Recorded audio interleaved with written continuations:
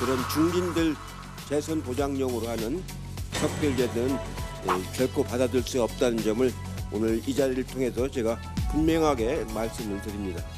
더불어민주당은 개혁을 거부하는 자유한국당과의 합의를 의식해서 수시로 브레이크를 밟다가 개혁의 원칙이 크게 훼손된 안을 들이밀었습니다. 여권 정당들이 의석 나눠먹기 밥그릇 싸움을 벌이다가 각자의 욕심을 다 채울 수 있는 방법이 없게 되자 파투가 난 상황입니다.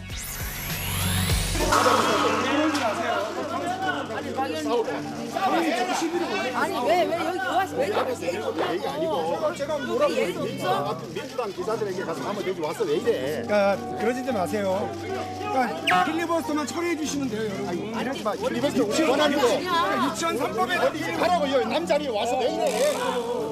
남은 자리 와서 왜 이러냐고. 본회의장 앞에 국회의원들 앞이지 왜 이게 당대장이라고 여러분. 이런 행동을 있어. 힘들지 마세요. 가.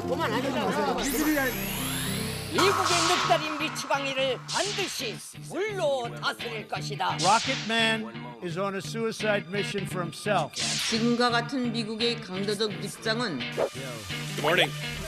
Let me speak directly to our counterparts in North Korea. It is time for us to do our jobs.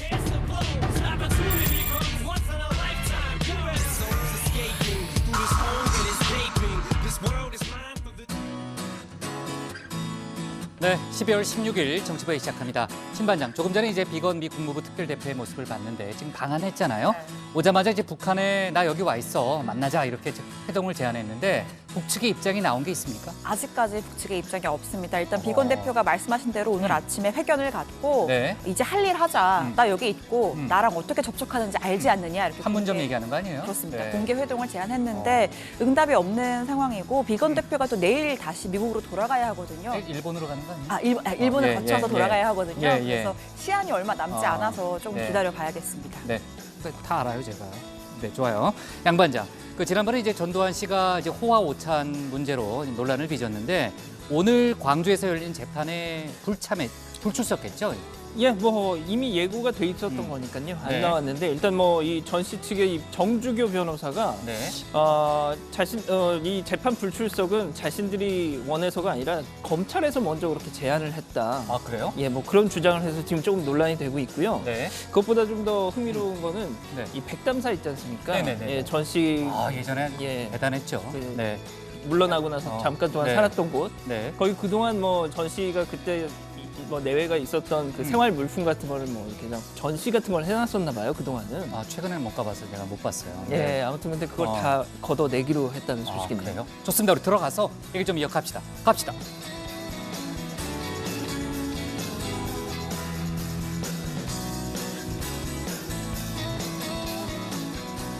네, 반장들 자리에 앉았으면 정치배를 시작하죠.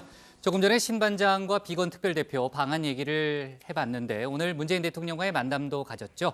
문 대통령은 35분간 지금 이제 정의용 실장 모습이 나오고 있습니다만 비건 대표를 접견한 자리에서 한반도 평화 프로세스가 지속되기 위한 노력을 당부했습니다. 비건 대표도 한반도 평화 구축을 위해서 최선을 다하겠다는 답을 했고요. 자세한 얘기는 신 반장 발제 때 이어서 해보겠습니다. 최근 집값이 다시 과열되는 조짐을 보이자 정부가 오늘 고강도 규제 카드를 다시 꺼냈습니다. 핵심은 이제 대출 쪽에 이제 집중이 돼 있고요. 문재인 정부 들어서 18번째 부동산 대책입니다. 초고가 주택에 대한 대출이 잠기고 종부세 세율이 1년 만에 다시 상향 조정되죠. 당근책도 있습니다. 다주택자들의 양도소득세 중과를 10년 이상 보유주택에 한해서 내년 상반기까지 한시적으로 배제합니다. 그러니까 빨리 집을 처분하라는 얘기죠. 관련해서 노영민 청와대 비서실장은 오늘 2채 이상 주택을 소유한 고위공직자를 대상으로 주택을 처분하라는 경고 메시지를 내놨습니다. 불가피한 사유가 없다면 이른 시일 내에 한 채를 제외한 나머지를 처분하도록 권고했다는 거죠. 네, 뭐 말은 권고지만 아무래도 상당한 압박이 될 겁니다. 그리고 검찰이 유재수 전 부산시 경제부시장에 대한 청와대 감찰이 석연치 않게 중단된 의혹과 관련해서 당시 민정수석이었던 조국 전 장관을 소환해 조사 중입니다. 조 전 장관은 현재 서울 동부지검에서 관련 조사를 받고 있고요. 사모펀드와 자녀 입시 비리 의혹 등으로 최근 서울중앙지검에 출석했잖아요. 이건 동부지검입니다. 그러니까 엿새째 만인가요? 닷새 만의 조사죠. 닷새 만의 조사고 지난번에 이제 서울중앙지검에서 3번째 조사를 받은 거죠. 자, 오늘 정치부 회의는요. 먼저 고반장 발제를 들어보면서 패스트트랙 법안 상정을 놓고 벌어지고 있는 여야 대치 상황부터 짚어보고요. 북미 신경전 등 외교안보 이슈를 이어서 다루겠습니다. 조국 전 장관 소환 등 검찰 수사 속보도 알아봅니다. 그럼 먼저 고석승 반장의 발제부터 시작하겠습니다.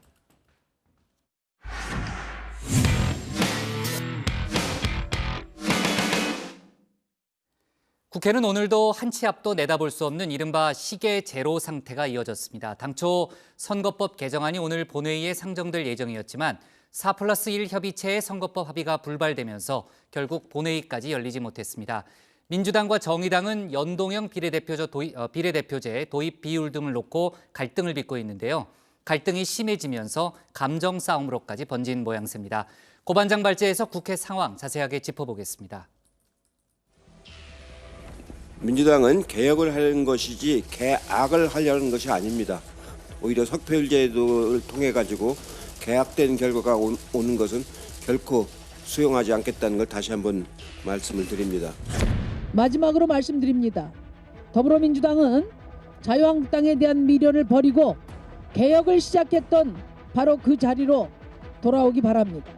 의석 나눠먹기 밥그릇 싸움을 벌이다가 각자의 욕심을 다 채울 수 있는 방법이 없게 되자 파투가 난 상황입니다. 제1야당을 빼놓고 만든 선거법이라고 하는 것은 신성한 국민 주권을 유린하는 일입니다. 네, 동상이몽, 같은 침상에서 서로 다른 꿈을 꾼다는 말인데 지난 주말 이후 오늘까지 국회 상황은 이상이몽, 각 당이 각각 다른 침상에서 다른 꿈을 꾸고 있는 상황입니다. 그리고 서로 내 꿈이 맞다 이렇게 주장하고 있는 그런 상황이죠. 자, 지난 주말 4+1 협의체의 선거법 개정안 협의가 중단됐습니다. 그동안 4+1 협의체는 선거법 개정안에 합의안 도출을 위해 협상을 거듭해왔습니다. 그래서 지역구와 비례대표 의석 비율도 조정했고 연동률도 50%로 거의 합의를 봤습니다. 문제는 연동형 비례대표를 몇 석으로 할 것이냐, 바로 이게 문제였습니다. 비례대표 의석에 저희 캡을 씌운다는 황당한 주장을 하니 합의가 이루어지겠습니까? 이유는 캡, 석패율 등과 관련한 이견이 있었기 때문입니다. 소위 캡을 씌운다는 번으로 여러 가지 어려움을 야기시킨 부분에 대해서 그 저희가 무엇인지 묻고 싶지 않을 수 없습니다. 네, 반복해서 나온 단어 바로 CAP, 캡입니다. 모자를 뜻하는 말인데 영어 사전을 보니까 한도의 의미도 있었습니다.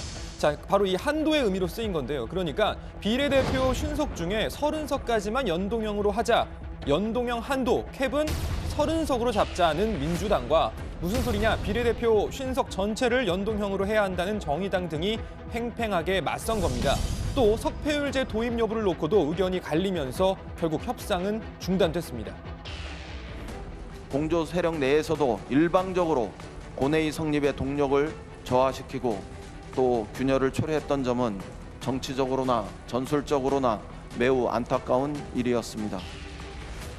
합의에 대한 집념을 우리가 포기하지 않는 한 합의의 길은 반드시 열릴 것입니다.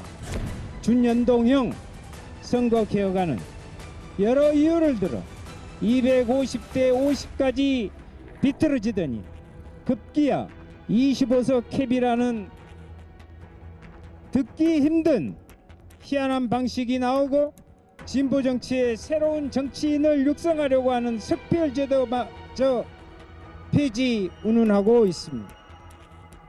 민주당은 여야 4+1 협의체를 통한 협상과 함께 한국당 또 바른미래당 비당권파 등 교섭단체 협상도 다시 이어가겠다고 밝혔습니다. 마침 오늘 문희상 국회의장이 여야 교섭단체 원내대표 회동을 제안했습니다. 그런데 이 회동도 결국 무산됐습니다. 문희상 국회의장이 여야 교섭단체 원내대표들을 의장실에서 만나자고 했습니다. 하지만 저는 그 시각에 의장을 만나지 않겠습니다. 여당의 하수인 역할이라 하고 있는 국회의장을 만나서 무슨 얘기를 하겠습니까? 오늘 아다시피 심재철 대표가 불참하면서 회동은 무산됐습니다. 그래서 뭐 전혀 내용 논의가 되는 것이 없이 끝났습니다.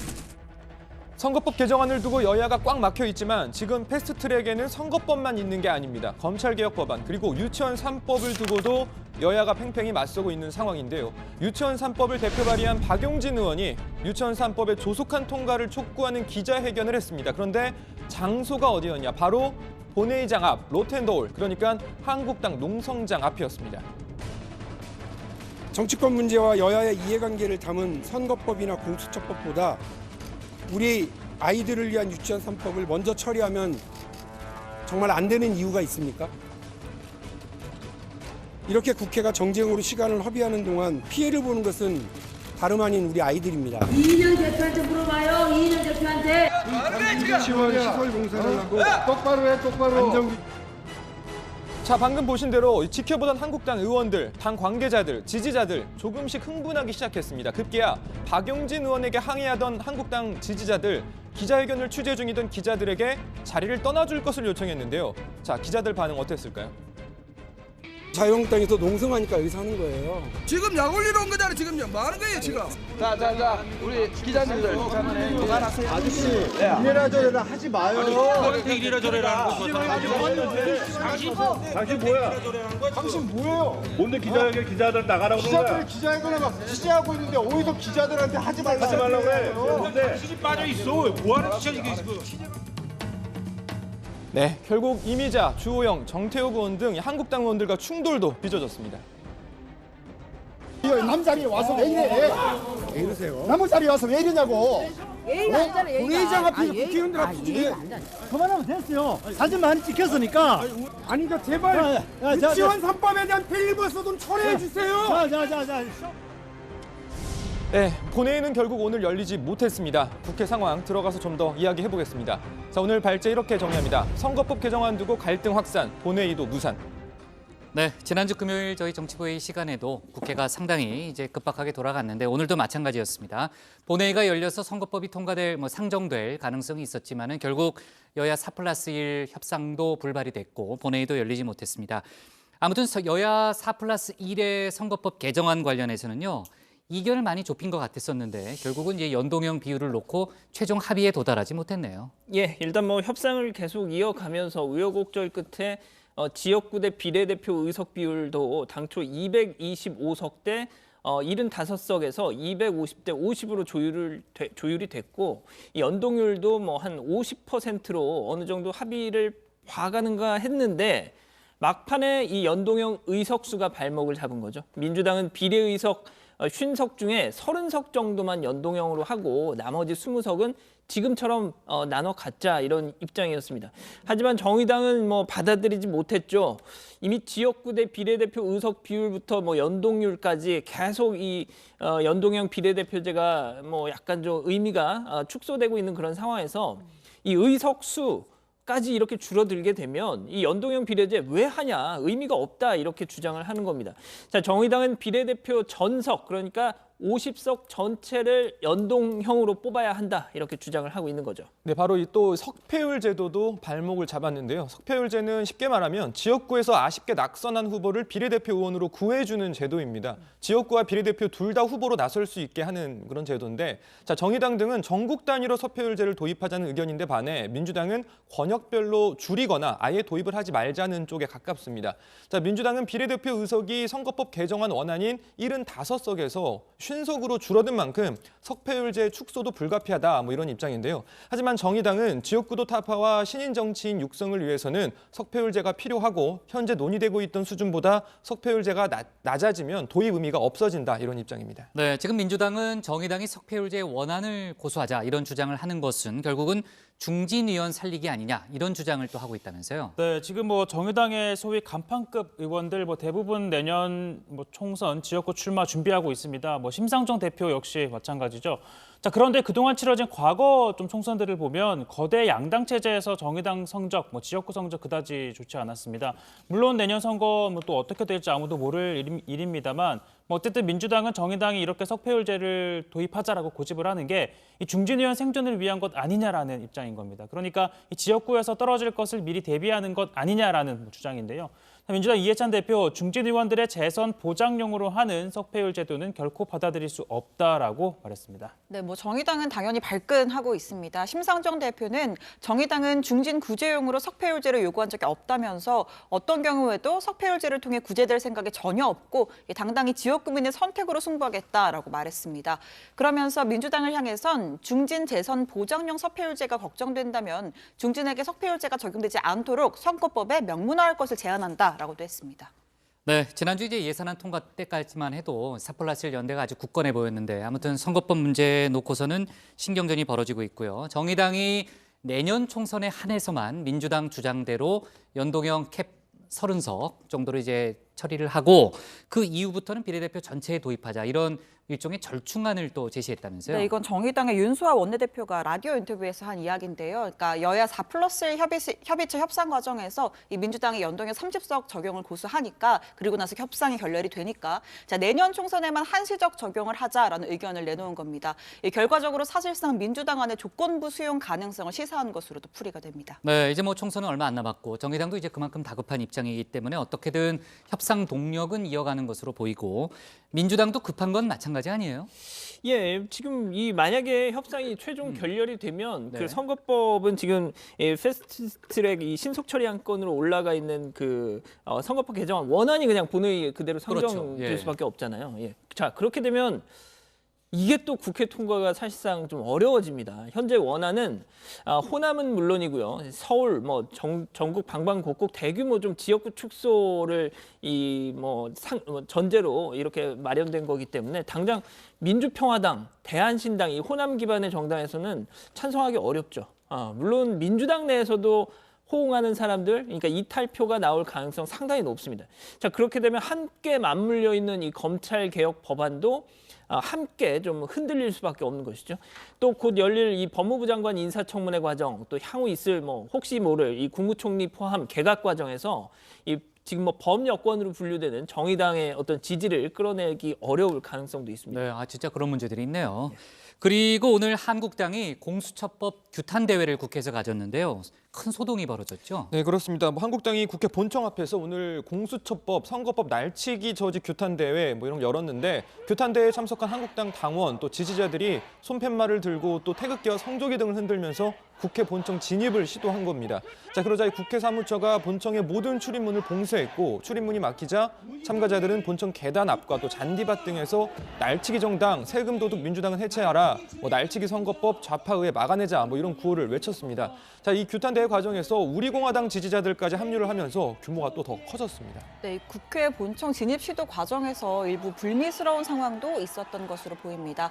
정의당 이정미 의원은 페이스북에 글을 올려서 상황을 전했는데 자, 이 의원 본청 회의실에서 회의를 마치고 나오고 있었다. 밖의 상황을 모르고 본청 내리막길을 걸어가는데 태극기를 든 사람들이 때로 몰려서 본청을 향해 올라오고 있더라. 저기 이정미다라고 외치는 순간 여러 명의 사람들이 차마 입에 담지 못할 욕을 하면서 달려왔다. 다행히 그래요? 네, 그러면서 다행히 옆을 지나던 이렇게 사람들이 좀 보호를 해줘서 의원회관까지 데려다줬다라고 이야기를 했고요.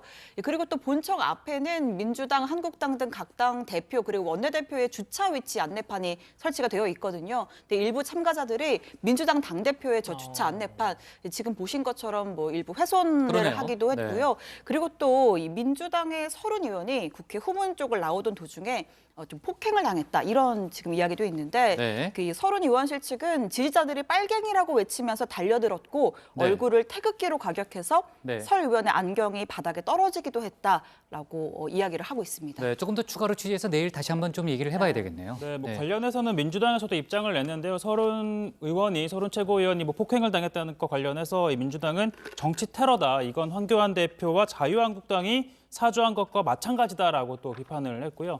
민주당은 이번 이 사건에 대해서 대한민국 제1야당이 선택한 것은 의회 정치가 아니라 정치 깡패와 다름없는 무법과 폭력이라는 점, 정치개혁과 선거제혁의 필요성을 명확히 보여준다라고 했습니다. 자, 그리고 정의당은요, 한국당, 우리공화당 당원 및 지지자들이 국회 본청 앞 선거개혁 농성장에 있던 정의당 당원 그리고 당직자들에게 폭력을 행사했다면서 또 또 욕설을 장시간 퍼붓고 얼굴에 침을 뱉기도 했다라고 또 주장을 하고 있습니다.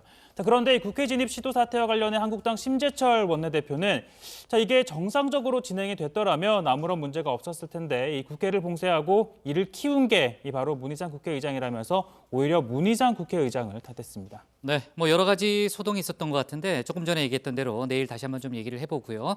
이번 주도 이제 국회 상황 상당히 유동적입니다. 오늘 본회의가 열리지 못했고요. 내일도 또 어떻게 상황이 전개될지 저희가 지켜봐야 되는 그런 상황이기 때문에 내일 국회 상황도 고반장이 좀 잘 좀 체크해 주기 바랍니다.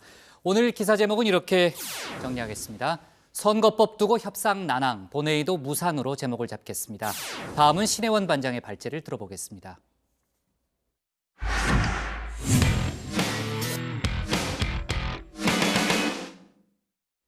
북한과의 실무 협상을 책임지고 있는 미국의 스티븐 비건 국무부 대북특별정책대표가 북한에게 직접 만나자고 회동을 전격 제안했습니다. 나는 한국에 와 있고 북한은 접촉 방법을 알 거라고 했죠. 또 청와대에서 문재인 대통령을 만나서 북미 협상 해법도 논의했습니다. 북한이 만약 응답한다면 내일 판문점에서 만날 가능성은 남아 있습니다. 신 반장 발제에서 외교안보 관련 속보 내용들을 자세하게 짚어보겠습니다.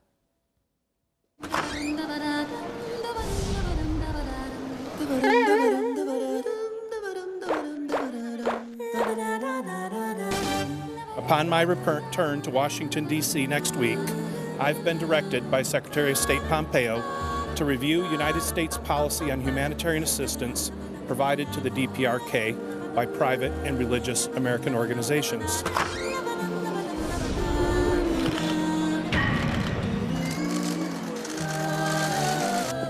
Are you going to visit Panmunjom, Mr. Bigan? Just 1 second.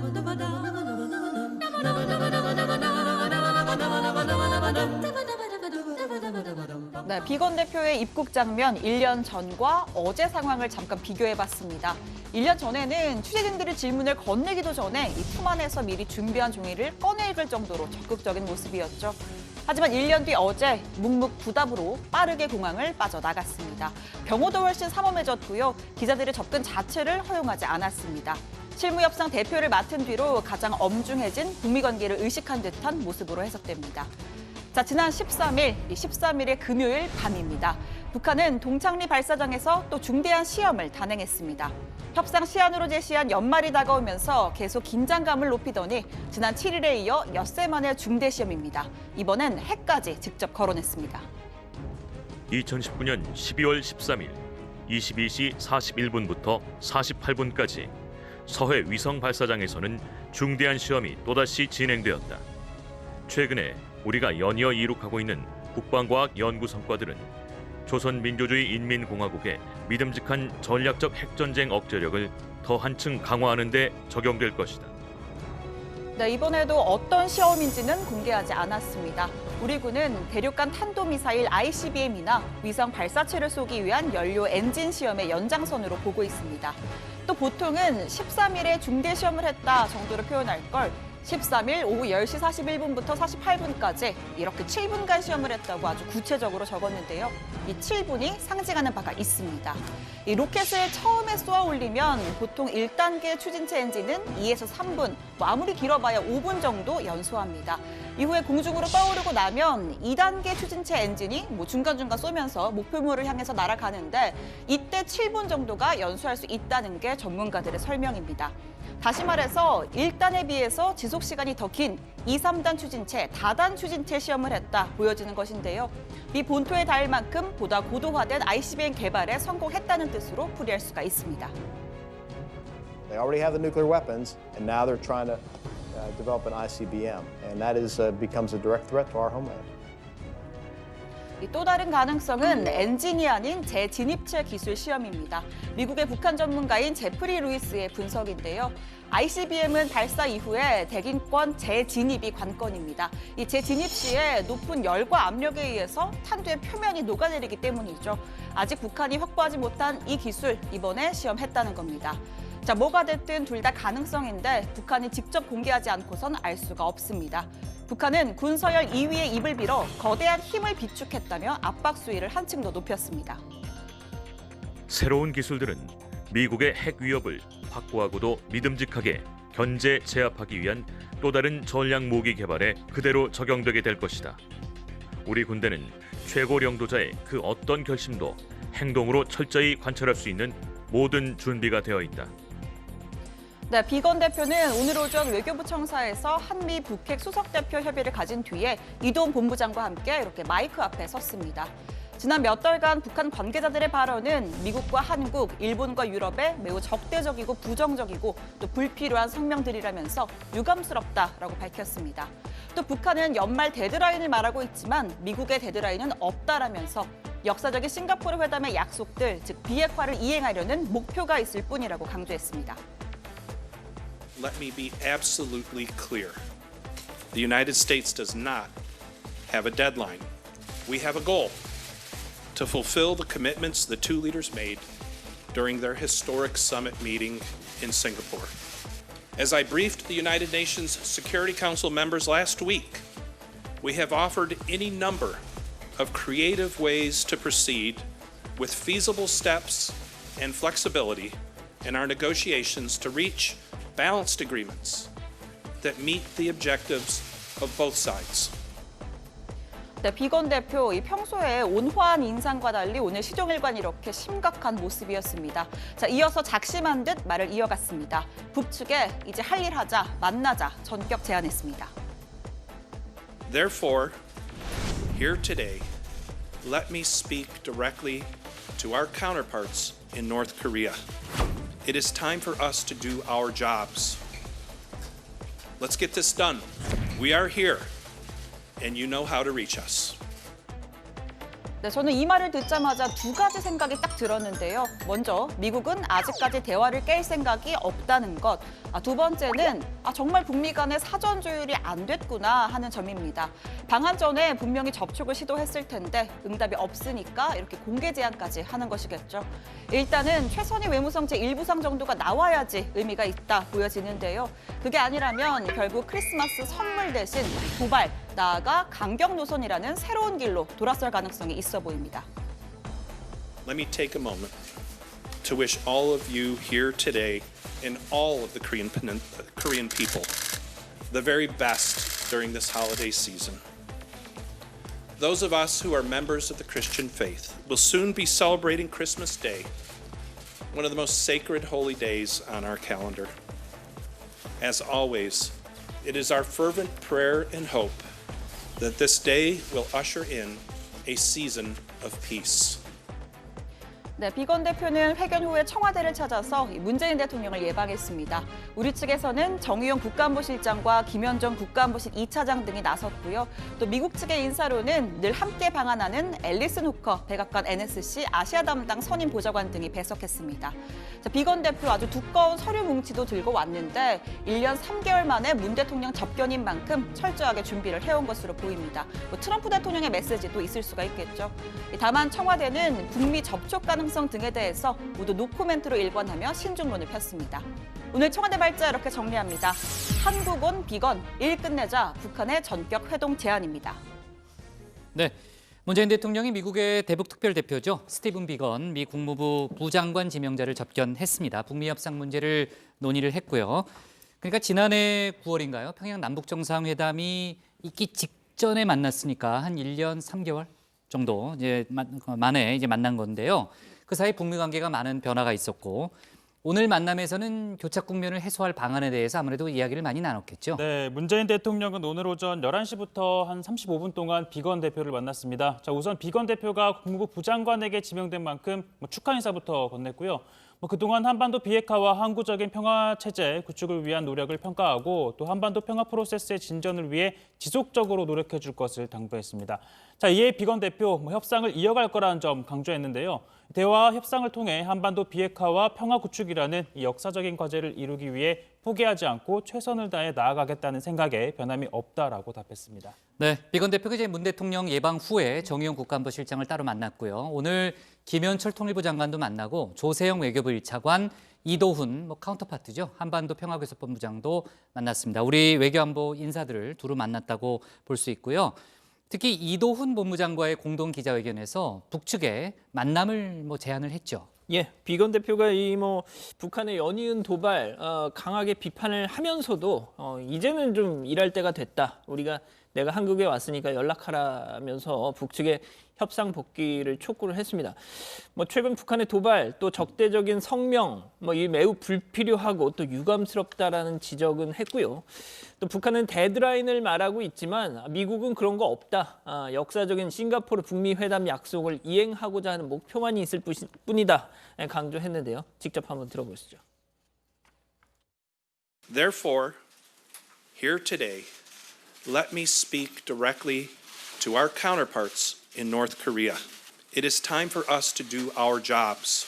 Let's get this done. We are here, and you know how to reach us. 네, 직접 실명을 거론하진 않았지만 협상 상대로 지목한 최선희 외무성 제1부상이 내일 판문점에 좀 나와달라 이런 뜻으로 보입니다.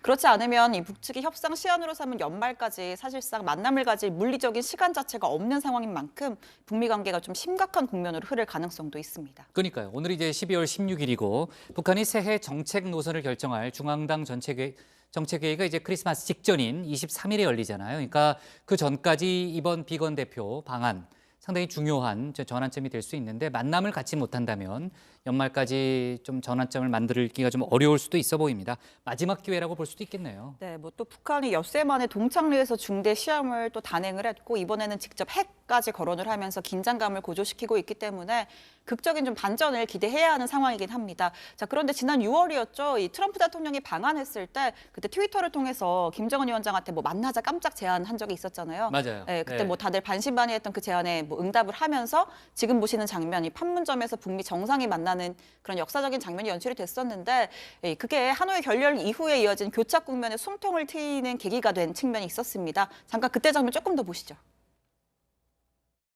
미리 사전에 합의된 만남이 아닌가 이런 말들도 하던데 사실 난 어제 아침에 선생님께서 그런 의향을 표시하신 걸 보고 나 역시 깜짝 놀랐고 When I put out the social media notification, if he didn't show up, the press was going to make me look very bad. So you made us both look good, and I appreciate it. 네, 비건 대표의 이제 제안에 대해서 최선희 부상이 과연 어떤 대답을 내놓는지 아직까지는 이제 북측의 입장이 나오지 않고 있습니다만 혹시 저희 정치부의 중간에 또 나올 수도 있으니까요. 속보를 좀 챙겨가고요. 하지만 지금 전반적인 상황을 봤을 때 북한이 중대 시험을 이어가고 있다는 상황이라는 게 좀 걸리긴 하죠. 네, 이 북미 협상 다시 재개되기를 많은 사람들이 모두가 바라고 있지만 지금 1년 가까이 접점을 찾지 못하는 상황에서 북한이 이미 새로운 길에 대한 결단을 내렸다. 이런 전문가들의 분석도 적지가 않습니다. 워싱턴에서는 슬슬 이 북한이 레드라인에 다가오는 것에 대한 대비를 해야 한다. 이런 목소리까지 나오고 있는데요. 트럼프 대통령의 최측근인 린지 그레이엄 공화당 상원 의원은 북한이 핵실험에 복귀하거나 ICBM 실험을 재개한다면 트럼프 대통령과 윈윈 합의를 할 수 있는 마지막 좋은 기회를 파괴하게 될 것이며 미국은 이 북한이 핵공격을 하는 것을 허용하지 않을 것이기에 충돌 고비가 올 것이다. 북한이 다리를 불태워서는 안 된다라고 말했습니다. 네, 자 한일 관련 속보 내용도 좀 짚어보겠습니다. 지금 일본 도쿄에서요.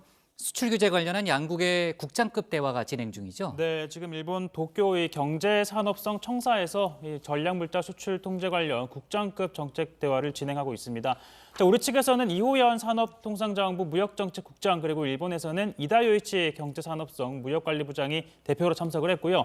지난 7월부터 시행된 반도체 디스플레이 핵심 소재 3개 품목 수출 제한 조치와 8월부터 시행된 화이트리스트 제외 조치 철회 문제 다뤄질 걸로 보입니다. 네, 우리 정부가 지난달에 지소미아 종료 유예 결정을 내렸잖아요. 그게 이제 수출 규제 철회 논의를 전제로 한 결정이었는데 어때요? 양반장 보기에는 오늘 국장급 대화에서 관련한 논의가 좀 진전을 볼 수 있을까요? 일단 대화 분위기는 전에 비해서 확실히 좀 부드러워진 것 같긴 하더라고요. 네. 일단 기억하시겠지만 지난 7월이었죠. 일본 그 수출 규제 조치 이후에 과장급 회의 일본에서 도쿄에서 했던 적 있지 않습니까? 그때 보시는 것처럼 저런 창고 같은 데서 맞아요. 기억납니다. 예, 저렇게 구석에는 의자 쌓아놓고 막 편말도 없고 막 그랬죠. 예. 네, 명찰도 없고. 네. 뭐라고 해야 되나요? 이렇게 하면 우리가 지금 되게 화가 나 있는 게 표시가 날까 막 약간 너무 어처구니 없는 초딩 같은 그런 야, 참 그랬던 장면이었는데. 그때 저희가 그런 얘기도 했었어요. 예, 네. 그렇습니다. 제가 뭐 초등학생을 뭐 이렇게 폄훼하는 건 아니지만 네. 아무튼 다분히 의도적인 그런 홀대를 한 적이 있었죠. 뭐 저렇게 뭐 그렇게 했었는데 다행히 오늘은 좀 누그러진 분위기입니다. 회의 장소도 이 경제산업성 본관 17층의 대회의실로 진짜 회의실로 좀 바뀌었고요. 뭐 이런 얘기까지 해야 되는지 모르겠지만 커피나 생수 같은 이런 다과도 있었다고 합니다. 아까 보니까는 정장을 입었어요. 오늘은. 예, 지난번에 그냥 와이셔츠 차림이었는데. 네. 근데 좀 분위기는 나아졌죠. 네. 명확히 나아졌지만 일본 정부가 이 수출 규제 조치를 당장 철회할 가능성은 또 크지는 않아 보입니다. 가자마 히로시 경제산업상은 정책대와 오늘 대화에서 수출 규제 문제에 결론이 나올 가능성은 없다라고 또 했고요. 양국의 신뢰관계 훼손을 거듭 거론했습니다. 여전히 우리나라 이 대법원 강제징용 배상 판결에 대한 불만을 대놓고 드러내고 있는 상황입니다. 네, 뭐 당장 오늘 결론이 나긴 어렵겠죠. 근데 이제 한일 정상 간의 만남도 예정이 돼 있으니까 뭐 앞으로 계기는 더 남아 있다고 봐야 되는 거고요. 스페인에서 한일 외교장관이 만났는데 거기서도 그런 얘기를 했다는 거죠? 네, 현재 이 스페인 마드리드에서 아셈 외교장관 회의가 열리고 있는데요. 여기서 한일 외교장관이 만나서 약 10분간 환담을 가졌습니다.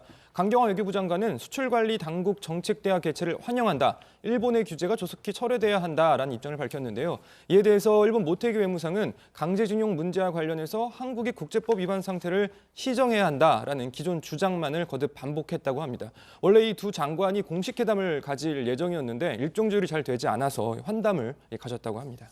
네. 자, 뭐 아까도 얘기했지만 오늘 이제 비건 대표의 이제 회동 제안에 대해서 북한이 어떤 답을 내놓느냐가 상당히 중요한 이제 계기가 될 텐데 아무튼 내일까지 시간은 있지만 좀 계속해서 속보를 좀 챙겨주기 바랍니다. 오늘 청와대 발제는 이렇게 정리할게요. 한국에 와 있다. 비건 북의 회동 제안으로 제목을 잡겠습니다. 다음은 양원보 반장의 발제를 들어보겠습니다.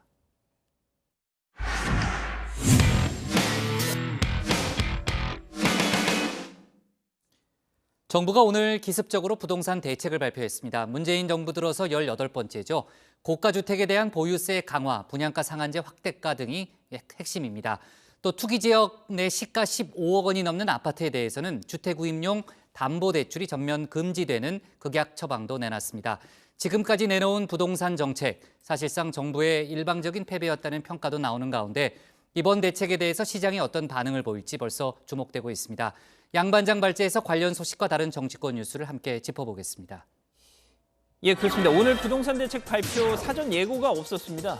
전격적이었습니다. 시장에 무언가 이 충격파를 주기 위함이었겠죠. 물론 시장이 이렇게 깜짝 놀란다고 해서 집값이 잡히는 건 아닙니다만 이젠 더 이상 내놓을 대책이 없을 걸 하면서 이 정부의 정책 의지를 비웃는 부동산 시장에 뭔가 강력한 시그널을 주고자 했던 것 같습니다. 자, 일단 오늘 발표 배경 이렇게 설명합니다. 주택시장 안정에 대한 정부의 의지는 그 어느 때보다도 확고합니다. 이번 대책은 주택 투기 소유를 근본적으로 차단하고 주택 공급을 지속적으로 확대하여 주택시장을 거주 목적의 실수요 중심으로 개편하기 위함입니다. 자, 이 내용 간략히 알아보죠. 먼저 오늘 대책의 핵심입니다. 빨리 집 팔아라입니다. 살 집 하나만 남겨놓고 빨리 팔아라입니다. 자, 종합부동산세 높여가지고 다주택자에 대한 세금 부담, 보유세 높이겠다는 거죠. 또 집 여러 채 갖고 있는 사람이야 그렇다 쳐도 이번 대책에서는 이 공시가격 9억 원 이상의 주택 가진 1주택자에 대해서도 종전보다는 종부세 세율 0.1에서 0.3%포인트 올려가지고요. 올리겠다고 했습니다. 그러니까 뭐 지금 가진 거라고는 달랑 집 한 채뿐인 분들 입장에선 약간 좀 달갑지 않은 얘기인데 글쎄요. 집값이 지금처럼 하루가 다르게 이렇게 팍팍 뛰는 상황이면 외식비를 줄여서라도 세금 내고 버티겠다라는 사람도 있겠지만 혹여 나 진짜 세금 내기 싫다. 나는 집 팔란다 하는 사람도 있을 수 있는데 하지만 이분들도 이런 분들도 집을 팔았다간 양도세가 무서워서 지금까지 좀 이러지도 못하고 저러지도 못했죠. 자, 그래서 정부는 이 조정 대상 지역 내의 다주택자 내년 상반기까지 그러니까 2020년 상반기까지 집을 팔면 그 양도세 부담을 덜어주기로 한 겁니다. 특히 10년 이상 집을 갖고 있다가 집을 팔면은 양도세 중과도 않고 또 장기 보유 특별공제도 적용해 준다라는 거죠. 자, 결국 오늘 대책의 핵심 내년 상반기까지는 살고 있는 집 빼고는 다 팔아라. 양도세 깎아줄 때 파는 게 좋을 거다. 이런 시그널을 보내고 있는 겁니다. 자, 역시 주택 구입을 위한 담보대출 구멍 이번에도 꽉 틀어 막았습니다. 자, 투기 지역, 투기 과열 지역, 투기 과열 지구에서 시가 15억 원을 넘는 아파트에 대해서는 주택 구입용 주택 담보대출 아예 못하게 한 거죠. 그러니까 내 돈 없으면 15억 이상 되는 집 담보대출 받아서 살 수가 없게 된 겁니다. 자, 내용이 좀 복잡한데 자세한 얘기는 들어가서 더 전해드리겠습니다. 자, 다음 소식입니다. 문희상 국회의장 아들 문석균 씨 공천 세습 논란 한창인 가운데 문희상 의장 관련해서 직접 입을 열었습니다. 어제였죠. 한 언론 인터뷰에서 문 의장 자기 아들 걸고 넘어지는 한국당 강하게 성토한 겁니다. 민주당을 모독하지 말라 하면서 말이죠. 이렇게요. 실력이 없으면 경선에서 떨어질 거 아니겠어요. 그 아이도 벌써 나이 50살입니다. 한국청년회의소 중앙회장도 하고 커리어도 갖췄어요. 문재인 대선 후보 선대본 부위원장도 했고요. 과거 같으면 당의 영입 케이스입니다. 자, 실력이 없으면 경선에서 떨어질 것이다. 그러니까 문 의장도 아들 석균 씨 본인도 다른 후보들과 똑같은 조건에서 경선을 치르고 의정부 갑의 후보직을 쟁취하겠다. 특별대우 같은 거 없다라고 한 겁니다. 글쎄요. 언뜻 들으면 진짜 기득권을 내려놓은 듯도 들리지만 문희상 의장의 아들, 문희상의 아들이라는 그 사실 자체가 가장 특별대우다라는 지적입니다.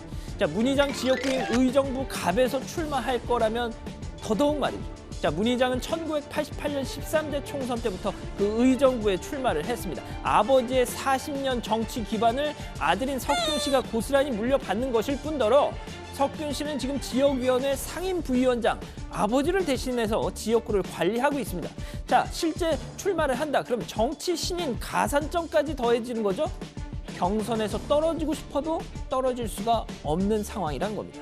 자, 왜 우리 아들만 갖고 그래 할지 모르겠습니다만, 자, 현직 의원 중에 다른 사례도 한번 볼까요? 한국당 김세연 의원, 선친인 김진재 전 의원 지역구 부산 금정 물려받았죠. 자, 그런데 4년의 터울이 있었습니다. 또 한나라당이 아닌 무소속 출마로 처음 배지를 달았습니다.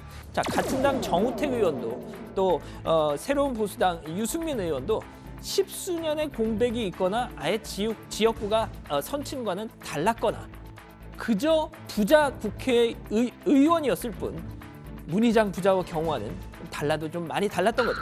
자, 한국당은 오늘도 목소리 높였습니다. 조국 씨나 문희상 의장이나 무엇이 다릅니까? 자기 자식에 대한 잣대와 자기 자식이 아닌 다른 아이들에 대한 잣대와 이 잣대가 틀립니다. 이런 사람들이 모여서 문재인 정권을 구성하고 이 나라를 이끌어가고 있습니다. 자, 짧게 마지막 소식 전해드리죠. 국정원 특수활동비를 불법 수수한 혐의로 징역 5년을 선고받고 수감 중인 지금 최경환 전 한국당 의원 있지 않습니까? 어제 서울의 한 호텔에서 목격됐다는 소식이죠. 이게 어찌된 일일까요? 그렇습니다. 큰딸 결혼식이 그 호텔에서 있었다는 겁니다. 지난 토요일에 교정당국으로부터 3박 4일의 귀휴를 허가받고 딸 혼사를 직접 치른 거죠. 이 식장 입구에는 황교안 대표의 화환이 있었고 황 대표를 비롯해서 친박계 의원 상당수가 직접 하객으로 왔다고 하더군요. 자, 오늘 준비한 소식은 여기까지입니다.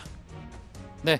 자, 부동산 대책 얘기부터 짚고 가면요. 아까도 얘기했지만 오늘 대책이 18번째 대책입니다. 그동안 여러 가지 대책을 내놨는데 풍선 효과라고 하죠. 그러니까 아무래도 이제 대책을 내놓으면 다른 쪽으로 이게 전이 되는 그런 효과가 있었는데 이번에 대책도 수도권 지역에 풍선 효과가 나타났기 때문이다. 이런 분석이 많이 나오죠. 네, 최근에 집값 상승세가 서울뿐만 아니라 분양가 상한제 미지정 지역이었던 경기 과천과 광명 등지로 확산이 되면서 정부가 서둘러서 대책을 내놓을 수밖에 없었다. 이런 업계의 중론입니다.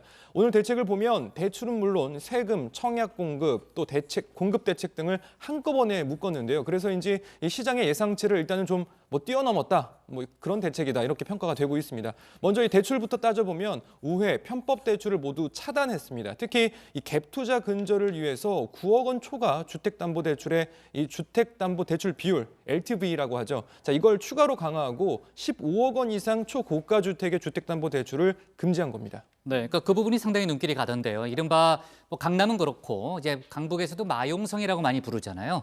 그러니까 그 지역에서 지금 집값이 과열되고 있다는 얘기가 많이 나왔었는데 15억 원이 넘는 그러니까 전용 면적 84제곱미터 아파트가 지금 속출하고 있는데 그러니까 이들 아파트도 이제 대출 받아서 구입하기는 어려워지는 거잖아요. 네, 그렇습니다. 그동안은 뭐 투기 지역, 투기 과열 지구라고 해도 1주택 세대와 무주택 세대에는 집값의 40%까지는 대출을 내줬습니다. 그런데 이걸 15억 원 초과하는 아파트에 대해서는 다주택자와 마찬가지로 아예 대출 안 내주겠다라는 겁니다. 특히 이 조치는 내일부터 바로 시행이 된다고 합니다. 아, 내일부터 바로 시행돼요? 네. 그러면은 대출 신청을 이미 해놓은 사람들은 어떻게 되는 거죠? 이미 신청한 경우는 예외가 되고요. 이제 이미 대출 신청을 했거나 계약을 한 경우는 제외가 되고 내일 17일 이후에 새로 매매 계약을 하거나 대출 신청을 한 건부터 적용이 된다고 합니다. 최 반장, 시가 15억 원의 기준은 어떻게 정해지나요? 네, 그 기준은요. 이 KB 부동산 시세와 이 한국감정원 가격 중에 높은 걸로 구분을 합니다. 만약 시세는 15억 원인데 14억 9천만 원으로 계약을 하면 대출 집행이 안 될 수 있기 때문에 금융기관에 미리 확인해야 한다라고 돼 있고요.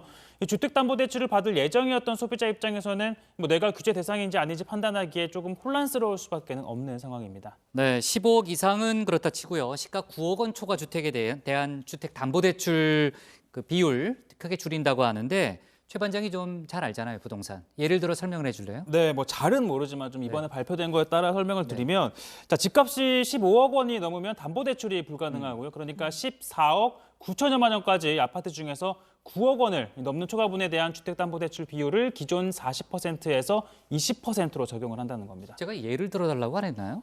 그렇게 얘기했죠. 네, 맞습니다. 근데 예를 안 들고 왜? 약간 이론에 좀 밝아가지고. 네. 그렇습니다. 그래요? 그 예는 네. 제가 들어드리겠습니다. 네. 그래요, 양 반장이.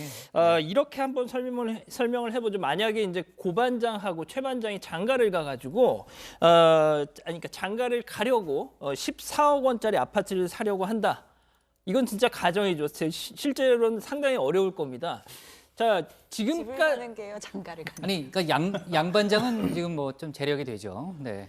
아니에요? 그러고 보니까 장가를 가는 것도 좀 힘들 것 같네요. 네. 좀 쉬운 예를 들지 그랬어요. 네, 죄송합니다. 네. 지금까지는 이 집값의 이 40%, 즉 5억 6천만 원까지 대출을 받을 수 있었습니다. 네. 예, 자기 돈 그러니까 8억 4천만 원을 여기다가 더하면 아파트 마련이 가능했던 거죠. 자, 그런데 내일부터는 일단 9억 원 정도에 대해서는 종전대로 40% 대출, 그래서 3억 6천만 원까지 대출이 가능하고 나머지 5억 원에 대해서는 20%, 그래서 1억 원, 도합 4억 6천만 원만 대출이 된다는 겁니다. 자, 정리해서 말씀드리면 지금까지는 5억 6천만 원 대출을 받을 수 있었던 게 이제부터는 1억 원이 준 4억 6천만 원만 대출을 받게 되니까 그만큼 개인 부담이 늘어나게 되는 거죠. 그렇죠. 1억 원이 뭐 보통 돈이 아니잖아요. 그렇죠. 네.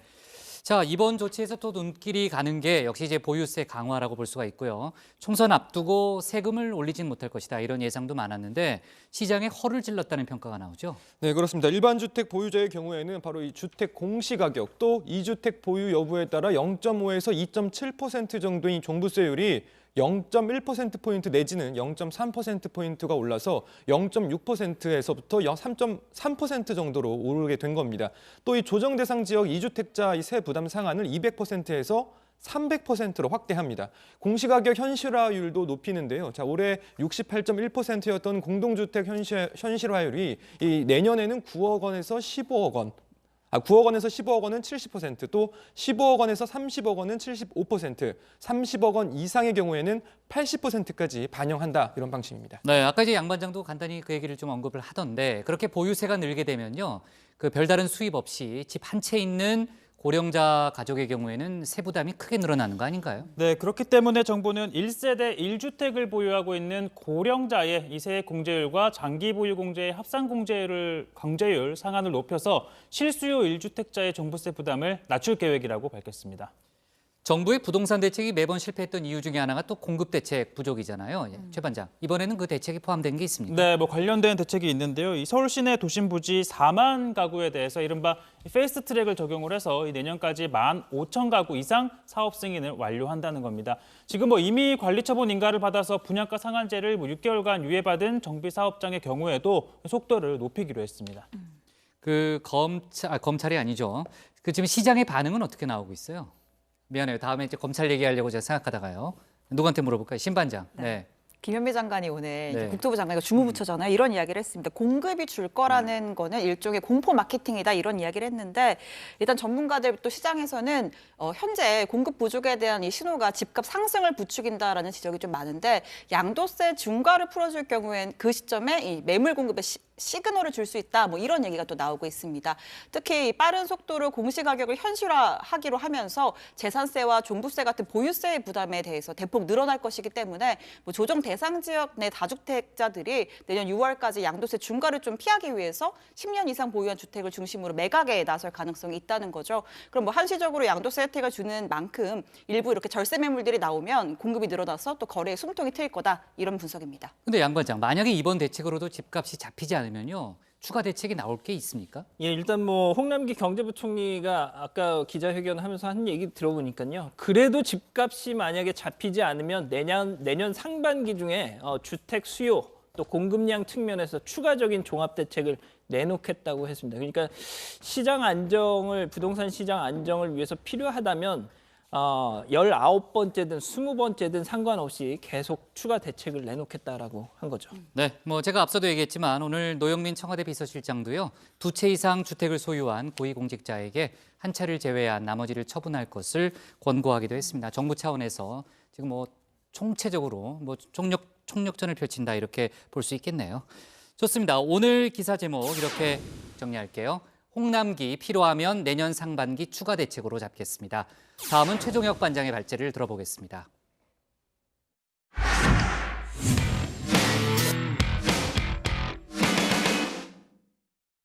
유재수 전 부산시 경제부시장을 뇌물수수 등 혐의로 구속 기소한 검찰은 유 전 부시장의 비리 혐의가 청와대 감찰 과정에서 상당수 확인된 거라고 밝혔죠. 사실상 청와대의 직무유기 가능성을 시사한 건데요. 그러자 청와대는 당시 감찰을 중단하고 인사조치로 마무리한 건 적법한 절차였다는 점을 강조했습니다. 검찰과 청와대의 갈등 더 커지고 있는 분위기인데 최 반장 발제에서 관련 내용 자세하게 짚어보겠습니다. 네, 검찰이 지난 13일이죠. 유재수 전 부산시 경제부시장을 구속 기소했습니다. 자, 이를 두고 청와대 국민소통수석이 공개적으로 반박하는 이례적인 상황이 지금 벌어지고 있습니다. 자, 검찰이 내놓은 공보자료에 등장하는 한 표현 때문인데요. 자, 검찰은 유재수 전 부시장의 중대한 비리 혐의 중 상당 부분은 대통령 비서실 특별감찰반 감찰 과정에서 이미 확인이 되었거나 확인이 가능하였음이라고 했는데요. 다시 말해서 청와대가 비위 행위를 확인하고도 봐줬다는 이 사실상 직무유기를 저질렀다는 것으로 해석이 됩니다. 자, 이 표현을 두고 윤두한 수석, 의미를 정확히 파악하기 어려운 문장이라고 했습니다. 당시 민정수석실은 수사권이 없는 감찰이라는 이 한계 내에서 밝혀진 사실을 토대로 판단했다면서 이 감찰은 당사자의 동의가 있어야 가능한데 이 유재수는 일부 개인 사생활 관련 감찰에는 응했지만 더 이상 조사에는 응하지 않았다, 동의하지 않았다라는 겁니다. 그러면서 당시 상황에서 판단의 결과는 인사조치가 필요하다는 것이었다라고 설명했는데요. 그러니까 청와대는 유 전 부시장이 응하지 않아 부득이하게 감찰을 중단할 수밖에 없었고 그 상황에서 이 청와대가 인사조치가 필요하다고 결정한 건 적법한 절차에 따른 것이었다는 겁니다. 자, 그리고 청와대는요, 검찰 수사와 관련한 언론 보도에 대해서도 사실이 아니다라고 하나하나 반박했습니다. 자, 이 보도에 대해서는요, 단체 대화방, 텔레그램 단체 대화방은 존재하지 않았고 금융위 고위급 인사를 논의하지도 않았다라고 밝혔습니다. 또 감찰 무마 의혹을 뒷받침하는 진술에 대해서도 마찬가지였는데요. 자, 이 보도에 대해서는요. 청경득 행정관은 그런 사실을 인정한 적이 없다라고 했고 그리고 또 다른 보도에 대해서도 윤건영 실장은 그런 부탁을 한 적이 없다라고 밝혔습니다. 그러니까 현재 청와대에서 근무하는 당사자들에게 확인을 해보니까 사실이 아니다라고 했다는 겁니다. 그러나 이를 두고 검찰 관계자, 수사를 통해 확인된 사실관계와 증거를 알지 못하는 사건 당사자들의 일방적인 주장을 발표한 것에 불과하다라고 반박했습니다. 자, 그리고 검찰은 오늘 감찰 중단 과정의 최종 책임자죠. 조국 전 민정수석을 불러 조사하고 있습니다. 당시 유 전 부시장에 대한 감찰이 사적 동기에 의해 중단된 것인지 또는 여권, 고위 인사로부터 청탁이 있었는지 등을 집중 조사할 것으로 보이는데요. 특히 당시 청와대가 유 전 부시장의 비위 의혹을 어디까지 확인했는지도 쟁점인데 그동안 유 전 부시장에 대해선 이런 의혹이 제기됐습니다. 유재수 전 부시장이 금융위에 재직 중인 2016년부터 2017년까지 사모펀드 운영사로부터 오피스텔, 골프채, 항공권 등 금품을 받았고 2017년에는 동생을 관련 업체에 청탁해서 취업시켰습니다. 자, 지금까지는 전원이었고 검찰이 수사한 바를 한번 보면요. 공소장에 따르면 금융업계 관계자 등 4명으로부터 4,950만 원 상당의 금품을 받은 혐의를 받습니다. 예를 들어 보면 필요 없는 책을 사게 하거나 또 오피스텔을 얻어달라, 또 아내의 항공권을 대신 결제해달라거나 골프채를 사달라고 한 적도 있었고요. 동생이 직장을 옮기고 싶어 하니까 자리를 만들어달라고 한 적도 있습니다. 자, 그리고 또 하나는 강남에 아파트를 사려고 하는데 이 돈이 부족하다며 2억 5천만 원을 무이자로 빌립니다. 그리고 약 1년 반쯤 뒤에 2억 4천만 원을 갚는데요. 하지만 집값이 오르지 않아 손해를 볼 상황이라고 불평을 호소하면서 1,000만 원은 또 면제를 받은 사례도 있습니다. 자, 가족과 식사를 한 다음에 두 아들이 이 10만 원권 수표 10장을 받은 것도 확인이 됐다고 합니다. 자, 이 같은 검찰 수사 결과 이런 사례들이 금융위 국장으로 있던 시절 불거졌다라는 건데요. 그런데 청와대, 이 검찰의 발표는 최종 수사 결과가 아니라고 했고 이 청와대는 당시 밝혀진 사실을 토대로 해서 이 징계나 수사 의뢰가 아닌 인사 조치를 내리는 것으로 결정했다라고 조금 전 설명해드렸죠. 자, 유 전 부시장 인사 조치도 가혹했다라는 입장입니다. 저는 굉장히 중요한 금융정책국장 자리를 내려놓고 사실상 불명예스럽게 내려놓게 돼서 처벌받았다고 생각하고 있습니다. 처벌받은 적이 없다고요? 처벌받았다고 생각하고 있습니다. 금융정책국장. 사표를 뇌물로 인해 가지고. 예. 자, 그런데 이 본인의 말대로라면 처벌을 받았음에도 국회 수석전문위원을 거쳐서 부산시 경제부시장으로 사실상 더 높은 자리로 이동을 한 겁니다. 자, 그런데 검찰에 따르면 부산시 부시장으로 근무할 때도 비위 의혹이 불거졌습니다. 자, 내가 지정한 사람들 3명에게 내 이름으로 추석 선물 38만 원짜리 한우 세트를 보내달라라고 했다는 겁니다. 또 출판사를 통해 책 100권을 구입을 하고 대신 그 책은 내 집 관사로 보내는 방법으로 금품을 받은 혐의 역시 포함이 돼 있습니다. 자, 이런 가운데 법무부가 최근 검찰 인사 작업 돌입했다고 하는데요. 검사장과 차장, 부장검사 승진 대상자들에게 인사검증 동의서를 보냈다고 합니다. 자, 인사가 단행이 된다면 현재 구성된 지휘 라인은 흔들리게 되고 또 실무 책임자들도 인사 이동이 이뤄질 수 있는데요. 그러다 보니 야권에서는 이 같은 의혹을 제기합니다. 아직 후보자 신분인 추미애 의원이 검찰 인사권까지 행사하겠다며 이건 불법도 보통 불법이 아닙니다. 정권이 윤석열 검찰총장이 힘을 빼기 위해 추미애 후보자를 앞세워 검찰 인사 준비를 하는 것으로밖에 보이지 않습니다.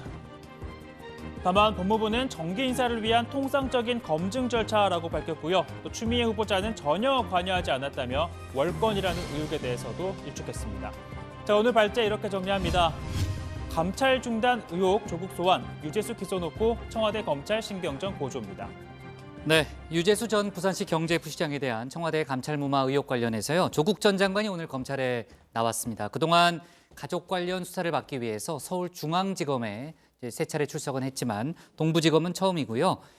이번 조사에서는 진술 거부권을 행사하지 않을 거라는 예상이 나오는데 왜 그런 건가요? 자, 일단 이 서울 동부지검 형사 6부가 오늘 오전 9시 반쯤 조국 전 장관을 비공개로 소환해서 조사하고 있습니다. 조국 전 장관은 2017년 당시에 청와대 민정수석으로서 감찰의 최종 책임자였죠.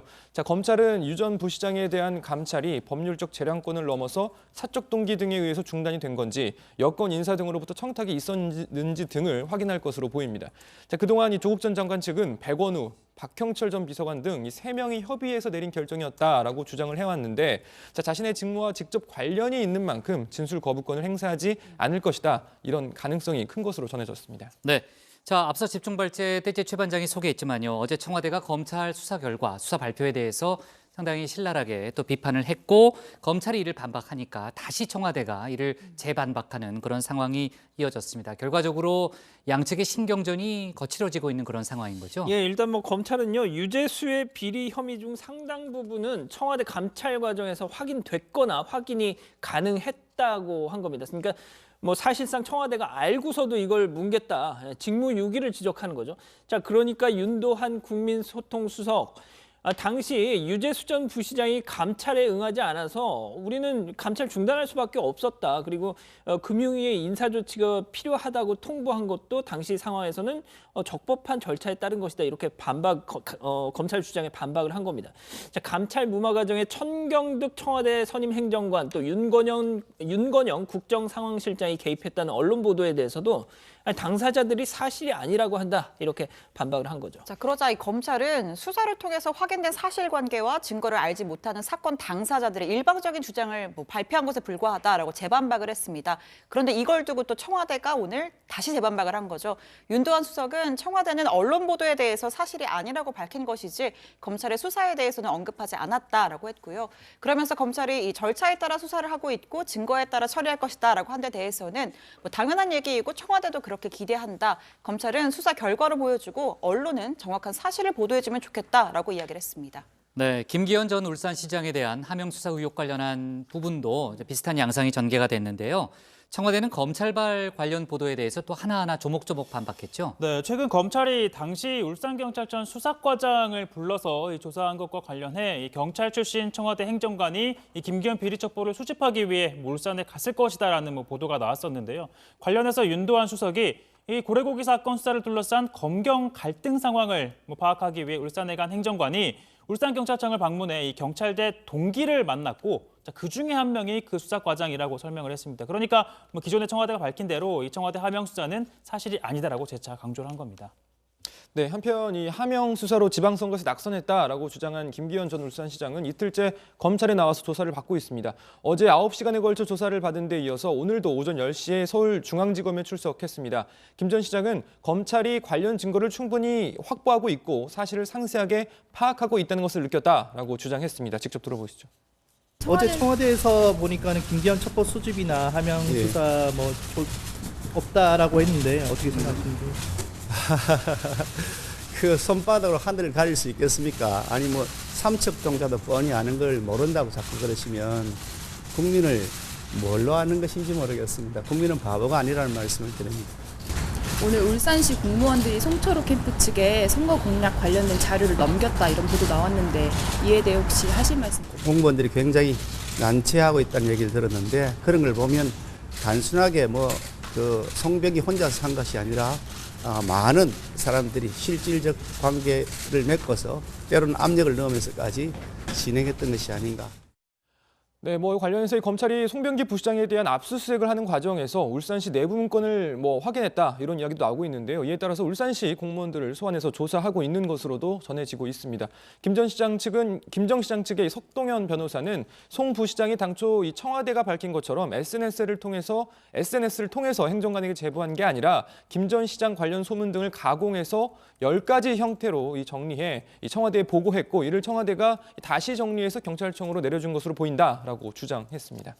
네, 최근 숨진 채 발견된 전 청와대 특감 발언의 휴대전화를 둘러싼 검경 신경전에 대해서 저희가 다뤘던 적이 있는데요. 경찰이 검찰이 가져간 휴대폰을 다시 압수해야 한다 이런 입장을 또 한 번 피력했죠. 그렇습니다. 민감용 경찰청장이요. 이 사망 원인이나 의혹과 관련한 수사를 책임지고 해야 되는 건 경찰이고 또 휴대폰은 경찰 수사에서 반드시 확인해야 하는 증거다 이렇게 주장을 한 거죠. 자, 검찰이 휴대전화 포렌식 과정에서 경찰 관계자를 참관하게 한 것과 관련해서는 이 형사소송법에 따르면 참관이라는 단어는 없다. 참여라고 돼 있다라면서 이 법의 목적과 취지에 맞게 경찰은 참관이 아니라 참여를 하는 게 맞다 이렇게 강조했습니다. 네, 지금 이제 신경전이 벌어지고 있는 그 휴대폰에 대한 검찰의 포렌식 작업이 난항을 겪고 있다는 얘기가 계속 들리네요. 네, 오늘 한 언론 보도에 따르면요, 이 검찰이 숨진 전 특감반원의 휴대전화 잠금 설정을 사실상 풀기 어렵다고 판단한 것으로 알려졌다고 합니다. 그 기종이 아이폰 10인데 검찰이 과거 아이폰의 잠금을 풀었다고 알려진 그 이스라엘 군수업체 셀레브라이트사의 이 소프트웨어를 사용까지 했는데 여전히 그 암호를 풀지 못하고 하고 있는 것으로 전해지고 있고요. 이런 상황에서 경찰이 포렌식 첨가를 요구하는 것과 관련해서 민감령 청장, 검찰이나 경찰이나 포렌식 기술에는 큰 차이가 없다라고 밝혔습니다. 네. 조국 전 장관의 오촌 조카죠. 조범동 씨의 사모펀드 의혹 사건, 이제 오늘 첫 재판이 열린 거죠. 이제 심리하고 있는 재판부가 횡령 및 증거인멸 교사 혐의 관련해서요. 조 전 장관의 부인 정경심 교수를 공범으로 추가하는 내용의 공소장 변경 신청을 받아들였다는 거죠. 네, 이건 당초 예정된 부분이긴 했는데 앞서 이 조범동 씨를 기소할 때 추가를 하지 않았던 부분이었는데요. 검찰은 조 씨가 이 코링크피에 투자한 정 교수 그리고 정 교수 동생에게 일정한 수익을 보장해주기 위해 컨설팅 계약을 허위로 맺고 당시 1억 5,700여만 원을 지급한 것이 횡령에 해당한다면서 이 두 사람을 공범으로 추가를 했습니다. 그리고 조 전 장관 가족이 사모펀드에 100억 원을 투자하기로 약정한 것처럼 금융위에 허위로 보고를 하고 사모펀드 관련 증거인멸 교사 혐의와 관련해서도 정경심 교수를 공범으로 적시를 했습니다. 변호인 측은 이의가 없다라는 의견을 밝혔고요. 재판부도 공소장 변경은 허가했습니다. 조 씨 측은 정 교수의 지시로 증거인멸에 가담한 혐의 등 일부 사실관계에 대해서는 인정을 했지만 정 교수에게 억대의 돈을 준 건 이자라면서 횡령죄가 성립하는지 다투겠다라고 밝혔습니다. 참고로 오늘 정식 첫 공판에 출석한 조 씨는 국민참여재판은 원치 않는다라는 입장 밝혔습니다. 네, 이미 검찰이 정경심 교수에 대해서요. 횡령이나 증거인멸 교사 혐의를 적용해서 재판에 넘겼기 때문에 오늘 공소장 변경이 정 교수 재판에 직접적인 영향을 큰 영향을 주지는 않을 걸로 보입니다. 자, 오늘 기사 제목은 이렇게 정리할게요.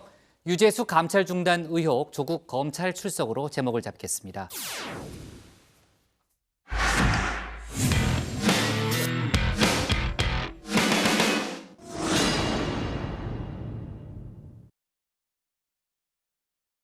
안녕하세요. 톡소온 정치의 강지영입니다.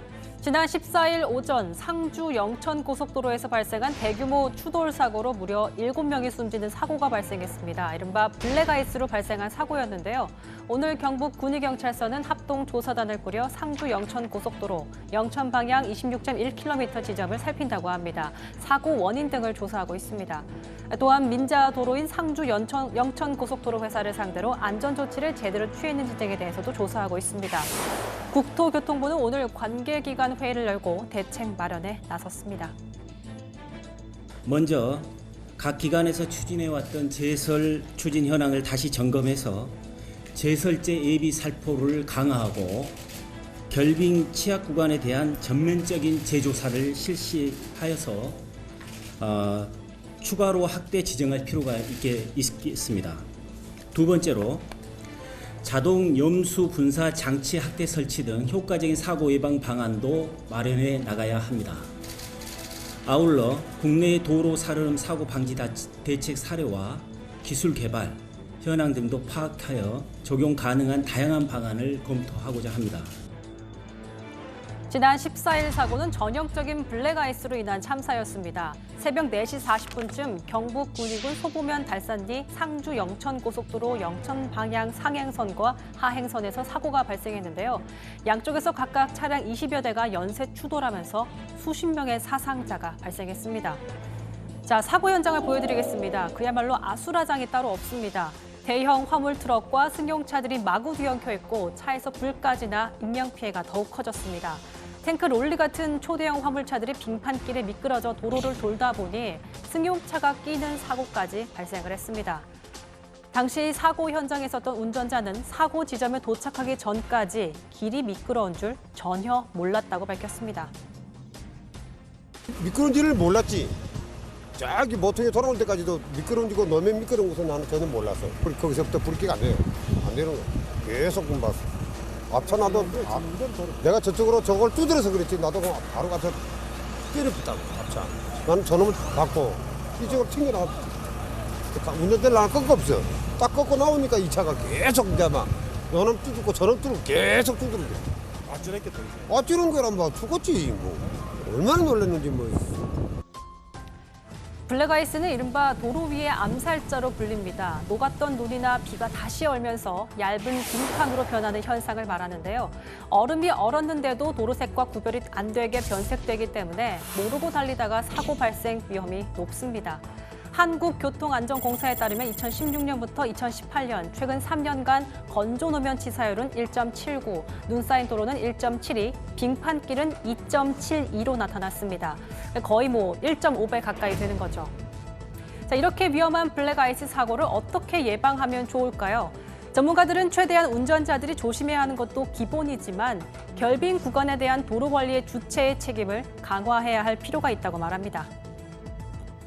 일반적으로 블랙아이스가 많이 발생하는 지역에 대해서는 도로의 관리 책임 주체가 그렇죠. 나름대로 관리할 필요성이 있는 거죠. 네. 예를 들면 염화칼슘을 미리 뿌려둔다든가 또는 모래를 미리 뿌려둔다든가 이제 물론 가장 확실한 대책 방법은 열선 처리하는 거예요. 교통안전공단은 블랙아이스 안전운전법이 나와 있습니다. 정보운전, 급제동, 급가속, 급물, 핸들은 미끄러지는 쪽으로, 브레이크는 2-3번 나눠서 이런 요령들이 나옵니다. 무엇보다 빙판길에선 속도를 줄이는 게 가장 안전하다고 하는데요. 운전자분들 기억해 두시면 좋을 것 같습니다.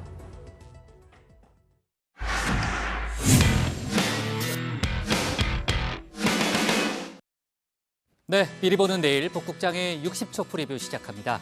내일부터 올해 마지막 한미 방위비 분담금 협정이 진행됩니다. 이틀간 서울에서 열리는 5번째 회의죠. 2주 만에 다시 열리긴 하지만 입장차가 워낙 크기 때문에 난항이 예상됩니다. 아까 신반장 발제에서 다뤄봤지만 오늘 문재인 대통령을 만난 비건 미 국무부 대북정책 특별대표가 내일 일본 도쿄로 출국합니다. 그 전에 북측과의 판문점 접촉 이루어질 수 있을까요? 내년 4월 15일 치러지는 총선이 내일 예비 후보 등록을 시작으로 120일간의 열전에 돌입합니다. 선관위에 등록한 예비 후보자는 선거사무소를 설치할 수 있고요. 명함 배부와 홍보물 발송 등이 가능해집니다.